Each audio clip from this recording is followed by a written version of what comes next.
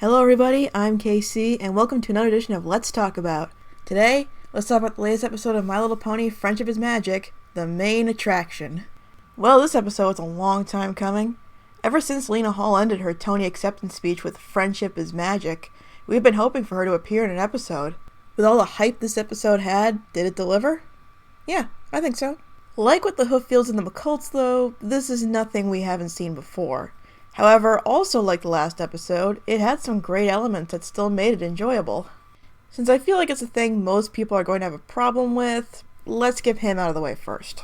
Svengalop is pretty one note.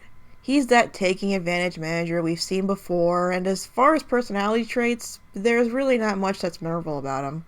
But aside from being a nice love-to-hate-him character, there were some things I found interesting about him and his actions. Svengalop may have been taking advantage of Pinkie by using Rah-Rah as leverage, which I'm sure is nothing none of our heroes would ever do. But none of it seems to hurt Rah-Rah's overall career. That's because, despite some of the scummy things he does, Svengalop is good at his job. Svengalop may not have Rah-Rah's best interests at heart, but at the end of the day, he is selling a product.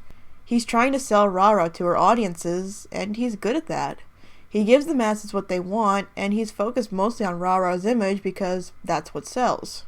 The Spectacle song pretty much demonstrates everything I can't stand about modern pop.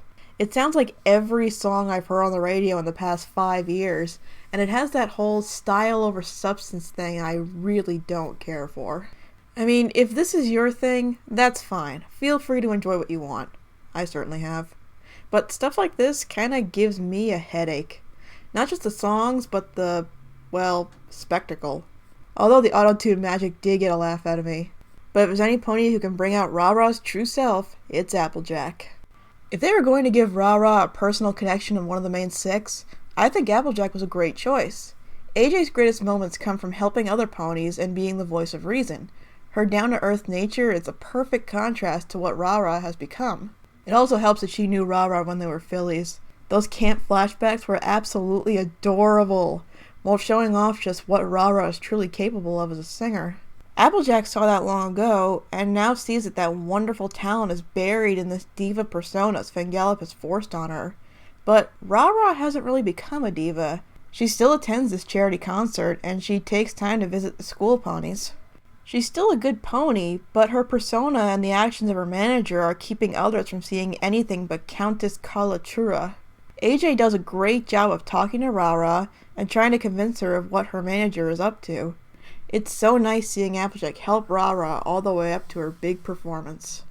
Rah-Rah's journey in this episode kinda reminds me of Lady Gaga, getting popular by appealing to the crowds and giving them the spectacle they want, with the talent she did have getting lost in the spectacle for most people.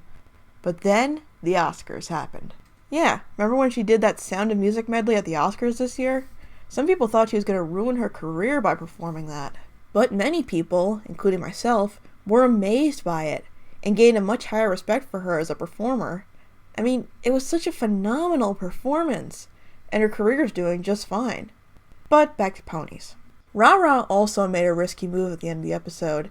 After finding out what Svengalop had been doing, she fires him, but that also meant her image and diva persona went with him. This performance was probably the most vulnerable Rah-Rah has ever been on stage, and at first she can't handle it. She's so scared of letting every pony down without all the glitz and glam. But luckily, AJ is there with some inspiring words, and Rah-Rah is ready to believe in her talent.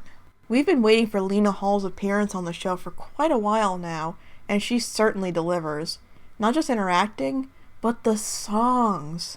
Even though I had heard The Magic Inside multiple times thanks to the Comic-Con preview, it still gave me chills seeing it in all of its animated HD glory.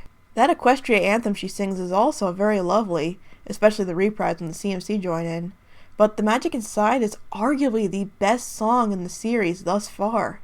And that's saying a lot. It's not just Lena though. This is some of Daniel Ingram's best work. He knew he had a Broadway performer singing these songs and gave this his all. The concert scene as a whole is easily the best scene in the episode, even with small details like having the unicorns light up their horns like people light their phones or lighters at a concert, just tied it all together and made it such a sweet experience. which is how I describe this episode. It is very sweet. That may sound patronizing, but I just felt so good when I finished this episode.